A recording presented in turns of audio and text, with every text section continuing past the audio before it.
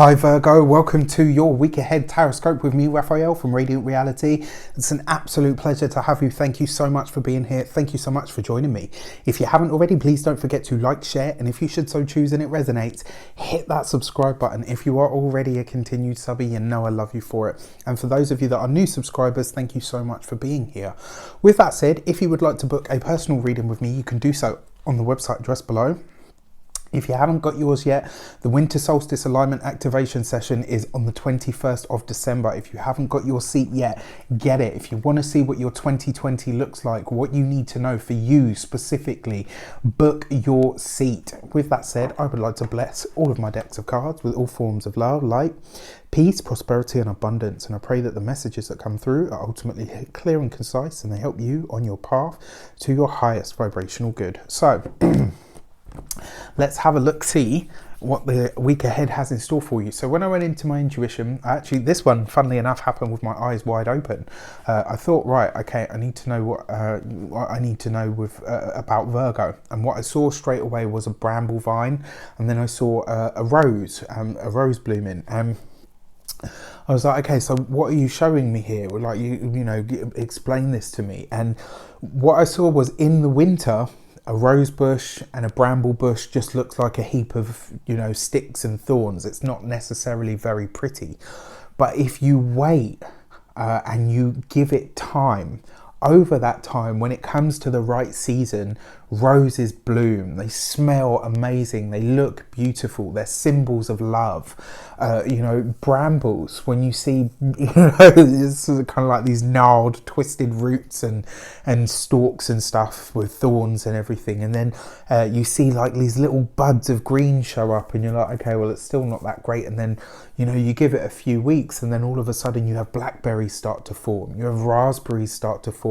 And this is the message, that whatever it is that you're working on at the moment, whatever challenge it is that you're facing, it's the roses and the brambles, right? This is just to let you know that this week you may be feeling that, you know, something's not quite happening as fast as you would like, or maybe you're looking at something or experiencing something and saying to yourself, do you know what, this is never going to happen. It's not going to actually, it is. It's going to happen. It's happening all around you. It's just that you can't see the fruits of your labor or your efforts as yet. But if you hang on that little bit longer, wait till the right season, you will see the growth that you're hoping for. You will see the roses start to bloom so that you can smell them and, you know, decorate your bed at Valentine's Day or whatever.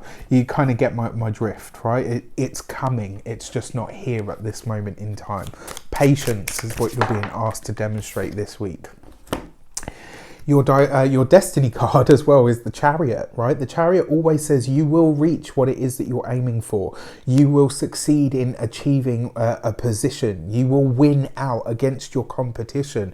The thing about the Chariot card is, whenever you see the Chariot card, never ever think that this person has achieved that or gains that victory or success just like it was easy, right? In order to ride a chariot, I mean, back in the, you know, in the days where chariots were a thing, you had to be bloody brave. You had to be really skilled, and you had to be really strong. You had to have nerves of steel, because, you know, you've got these two probably, you know, once wild horses that are these powerful dynamic energies pulling you along at God knows what speed in this rickety little thing, you know, with wheels attached to it.